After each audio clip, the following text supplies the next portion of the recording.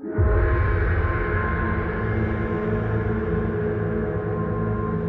our PS4 friends, we have a few new treats.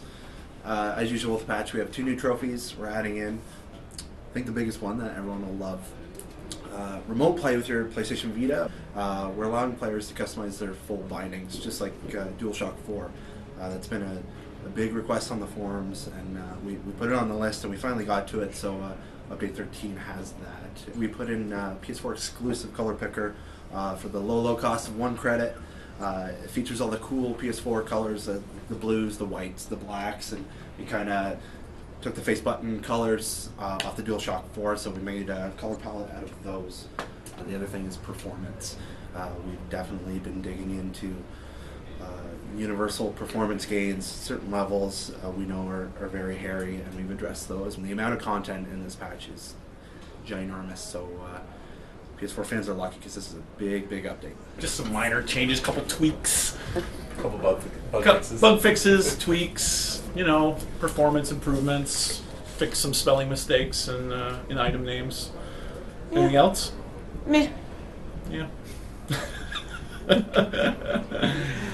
Melee 2.0. What should we say about it? There's a lot of hype around the office about it, so I think it's a matter of just final balancing and final massaging of the different stances and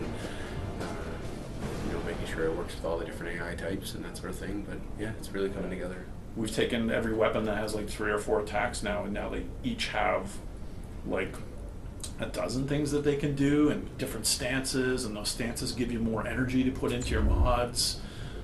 There's the channeling feature, which we didn't really talk a lot about, but is kind of like our sort of secret sort of Warframe sauce to put your Warframe energy into your melee weapon when you want. Even just the change of being able to equip nothing but your melee weapon. I was sort of like, we were doing all this other stuff, and like Jock's like, okay, sneaking that in. If you want to level up those swords really fast, then unequip all of your other gear so that all the XP is just going into them, and you got yourself a really challenging time. Like bullet blocking like crazy, I was so excited for people to try because it's so exciting to be like blocking bullets like that and going in and chopping people up and trying to pull off the combo on the keyboard or controller and trying to kind of learn those things. I think it feels uniquely Warframe, and yet it kind of is an homage to like Devil May Cry and the God of War kind of games that focus on melee.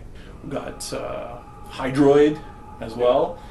Hydroid as well. You turn into this water form, and then anything near you goes and falls into this kind of void. And then if they die, then they're gone forever. Or if they survive that, they'll kind of be spit back out when you turn back into your solid form. So he has a lot of really neat kind of elemental, kind of Kraken-like powers. And what is crazy is like that for that power, like that basically these watery tentacles come out kind of like the abyss, right? These tentacles come out and they grab guys and they start flailing around. There's been some just absolutely amazing things that happen just in the simple testing we've been doing. So I don't know, I think he's going to be really, really fun. He's very different. The dark sectors, yes. So yeah, every Tenno clan, or they can form together in a Tenno alliance and basically take back these dark sectors, which are places that were previously unreachable. They can build this Auric and Solar Rail to make that place open for the entire game to play there. But if you want to try to contest someone's control of it, then you can try to deploy your own rail there, and then you get into this kind of conflict situation. So now there's these dark sectors kind of spread out throughout the solar chart. There's like really interesting resources or very specific types of enemies that are there, and then the clans are going to be like, oh, okay, now we need to make sure we get that. Hopefully this is going to give players a whole sort of layer of political intrigue and excitement to kind of take part of the map for themselves, which is, I think, really neat. Yeah. With this update, the UI continues, I think, to advance, and now there's this great clan UI. There's Message of the Day. You can instantly jump to the dojo. You can take a look at what dark sectors you control in your clan. You have like this little activity feed about what research is done and what's been built in there.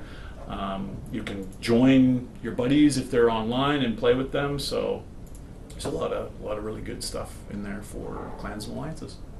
Vahek has been like completely reimagined. He's the most crazy propaganda, multi-formed beast you've ever seen. He's going to be awesome. He's got new types of Guardian Grineer with him that are melee focused to kind of dovetail with the melee update we've done to the game.